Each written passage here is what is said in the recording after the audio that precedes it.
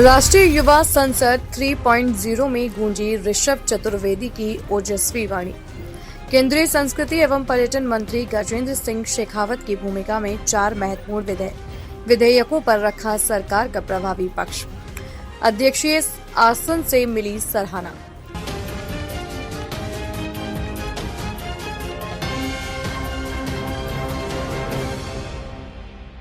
नमस्कार, मैं हूं आरती और आप देख रहे हैं आकाश गंगा न्यूज। आइए बढ़ते हैं आज की खास खबर की ओर।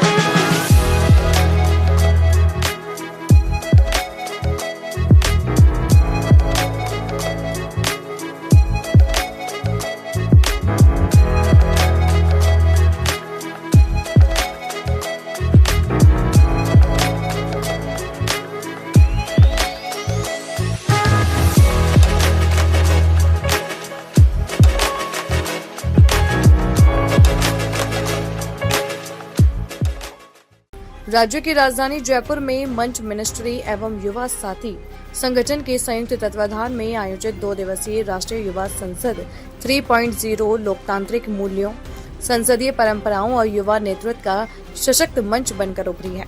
देश के विभिन्न राज्यों से चयनित युवा प्रतिभागियों ने विभिन्न केंद्रीय मंत्रालयों का प्रतिनिधित्व करते हुए समसामयिक राष्ट्रीय विषयों पर गंभीर, तथ्यपरक एवं उच्च स्तरीय संसदीय बहस में भाग लिया है।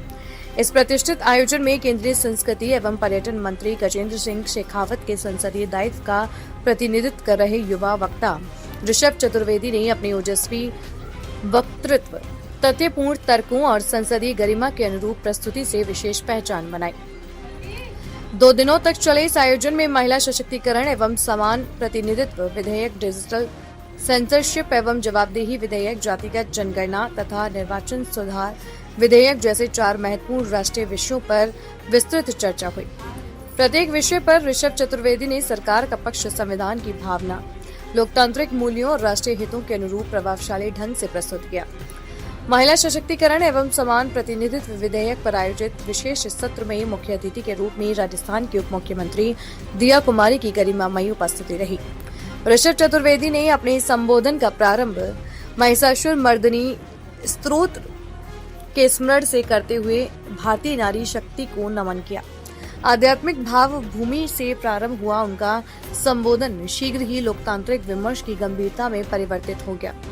उन्होंने कहा, लोकतंत्र केवल मतदान की व्यवस्था नहीं है बल्कि प्रतिनिधित्व की व्यवस्था है, और जब प्रतिनिधित्व अधूरा हो तो लोकतंत्र भी पूर्ण नहीं हो सकता। उन्होंने अपने तर्कों में स्पष्ट किया कि भारत की महिलाएं केवल जनसंख्या का आधा भाग नहीं बल्कि राष्ट्र निर्माण की समान भागीदार हैं। स्वतंत्रता संग्राम से लेकर विज्ञान, सेना, न्यायपालिका, प्रशासन, शिक्षा और उद्यमिता तक प्रत्येक क्षेत्र में महिलाओं ने असाधारण योगदान दिया है। इसलिए निर्णय लेने वाली संस्थाओं में उनकी समान भागीदारी लोकतंत्र की अनिवार्य आवश्यकता है। अपने संबोधन में उन्होंने एनी बेसेंट, सरोजिनी नायडू एवं उषा मेहता जैसी राष्ट्रीय विभूतियों के योगदान का उल्लेख किया। साथ ही राजस्थान की अंजना देवी चौधरी, जानकी देवी बजाज, रतन शास्त्री तथा नारायणी देवी वर्मा के योगदान का स्मरण करते हुए कहा कि भारतीय लोकतंत्र तभी पूर्ण होगा जब निर्णय लेने वाली प्रत्येक मेज पर महिलाओं की समान भागीदारी सुनिश्चित होगी। उन्होंने कहा कि महिलाओं को प्रतिनिधित्व देना किसी पर उपकार नहीं बल्कि भारतीय लोकतंत्र को उसकी वास्तविक शक्ति लौटाना है।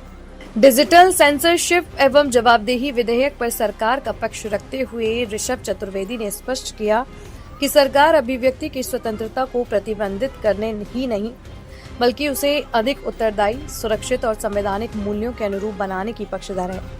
उन्होंने कहा कि सरकार ये सुनिश्चित करेगी कि अभिव्यक्ति की स्वतंत्रता अक्षुण्ण रहे, किंतु डिजिटल मंचों पर उत्तरदायित्व, पारदर्शिता और संवैधानिक मर्यादाओं का भी समान रूप से पालन हो। लोकतंत्र में स्वतंत्रता और जवाबदेही एक दूसरे के पूरक हैं, विरोधी नहीं। दूसरे दिन राजस्थान सरकार के गृह राज्य मंत्री जवाहर सिंह बेडम की अध्यक्षता में विकसित भारत 2047 विषय पर आयोजित विशेष आशु भाषण सत्र में ऋषभ चतुर्वेदी ने बिना किसी पूर्व तैयारी के अपने विचार प्रस्तुत करते हुए प्रधानमंत्री के पंच प्रण का उल्लेख किया। उन्होंने विकसित भारत के निर्माण में भारतीय संस्कृति पर गर्व, विरासत के संरक्षण, नागरिक कर्तव्यों के पालन तथा औपनिवेशिक मानसिकता से मुक्ति को समय की सबसे बड़ी आवश्यकता बताया। उन्होंने कहा कि यदि भारत को विश्व गुरु के रूप में स्थापित होना है तो उसे पश्चिमी प्रभाव का अनुकरण करने के स्थान पर अपनी सनातन संस्कृति, चेतना, ज्ञान परंपरा और सभ्यतागत मूल्यों पर आत्मविश्वास के साथ आगे बढ़ना होगा। उन्होंने यह भी कहा कि औपनिवेशिक मानसिकता से मुक्ति भारत को वैचारिक रूप से आत्मनिर्भर बनाएगी तथा पश्चिमी प्रभाव की अनावश्यक निर्भरता को स्वाभाविक रूप से कम करेगी। उनके विचारों की गंभीरता, भाषा की परिपक्वता और तार्किक प्रस्तुति से प्रभावित होकर अध्यक्षीय आसन से राजस्थान सरकार के गृह राज्य मंत्री जवाहर सिंह बेड़म ने सार्वजनिक रूप से उनकी प्रशंसा करते हुए कहा, आप अच्छे और विद्वान युवा हैं। अध्यक्षीय आसन से प्राप्त ये टिप्पणी पूरे आयोजन की उल्लेखनीय उपलब्धियों में से एक रही तथा सभागार में उपस्थित प्रतिभागियों, अतिथियों और निर्णायकों ने भी उनके संसदीय कौशल, तथ्यों पर आधारित प्रस्तुति तथा राष्ट्रीय हित से प्रेरित दृष्टिकोण की मुक्त कंठ से सराहना की। राष्ट्रीय युवा संसद 3.0 में देश के 25 राज्यों से चयनित 200 युवाओं को संसदीय लोकतंत्र की कार्यप्रणाली, नीति निर्माण की प्रक्रिया तथा संवैधानिक मूल्यों को व्यवहारिक रूप में समझने का अवसर प्रदान किया। इस आयोजन में ऋषभ चतुर्वेदी की सक्रिय और प्रभावशाली भागीदारी ने यह सिद्ध किया कि देश का युवा वर्ग केवल भविष्य का मतदाता नहीं बल्कि विचार, नीति और राष्ट्रीय निर्माण का सशक्त भागीदार बनने के लिए पूर्णतः तैयार है। ऐसी खास खबरों को देखने के लिए बने रहिए आकाशगंगा न्यूज के साथ। आपको हमारी खबर पसंद आई हो तो खबर को लाइक करें, सब्सक्राइब करें व शेयर जरूर करें। आपसे फिर होगी मुलाकात, तब तक के लिए नमस्कार।